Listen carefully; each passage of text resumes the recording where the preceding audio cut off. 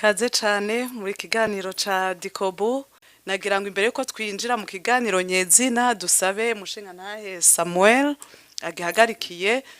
atubarire mu majambo makeyi ico Dikobu bisigura nico Dikobu ibereyeho. Dikobu ni Development Initiative et Coopération des Burundais aux États-Unis d'Amérique. Mu Congereza barabivuga neza ko ari Development Initiatives and Corporations of Burundians in USA. Nagira ngo uyu mugoroba uwobaza umwe muri mwebwe ikibazo canke ibibazo nyamukuru mubona aho muherereye nk'abarundi nk'abantu mwabayaha mwovuga ko ibibazo biduhanze bimeze gute hasabwa gukora iki reka mere kuri Eloi. Ibibazo duhura ari byinshi cyane cyane umuntu yohera ku bibazo vy'imibano iyo umuntu avuye muri Afrika gasanga dushitse ngaha tutazi kuganira nk'abanyamerika bw'icongereza hariho ico bita language barrier ugasanga ntidushoboye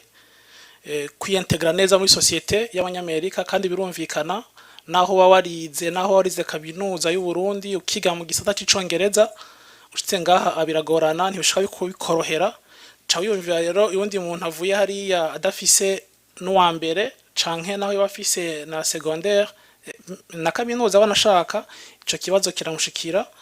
Hari ibindi bibazo byinshi nk'ibibazo by'imiryango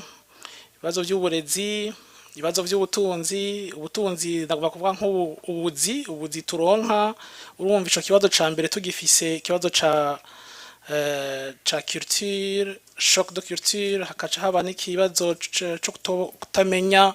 ururimi neza urumva bica bitwa affecta no kubuzi ugasanga n'urukurikirane rw'ibibazo no mu miryango uco vyumva dushika naho mwozanana n'umuryango umugore n'umugabo n'abana nabo nyiragira ibibazo ku ishuri ugasanga mu muryango ntushobora kubakurikirana neza umugore nakugira ikibazo ku kazi ubuzukuno dutandukana na masaha yo gukora n'ibibazo byinshi imiryango igira kandi ibyo bibazo byose biratwafecta d'une manière ou d'une autre. Hari ibindi bibazo byinshi sinzi ko murabona ko Abarundi turafise sinovuga ngo n'umuco ari umuco wari na mubi gose turafise ukuntu tutemera kuba munsi y'uburongozi kugira umubwire aze mwicarane mugire uburongo mushigire association imwe yaguke mushobore gukora ibintu vyagutse ntiyemera atari we yayishinze. Uruba Abarundi turagoye Abarundi dushaka kuba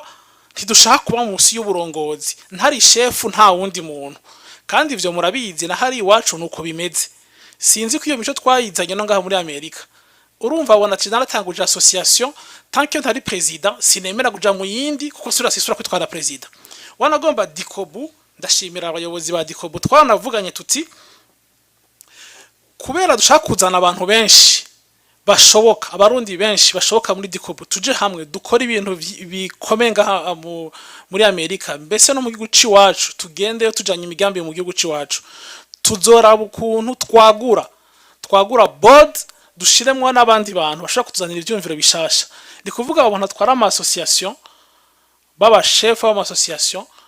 bashoboye kuza tukaja hamwe boja no muri board simba kango yitwa umukuru mugaja muri board n'ahantu ashaka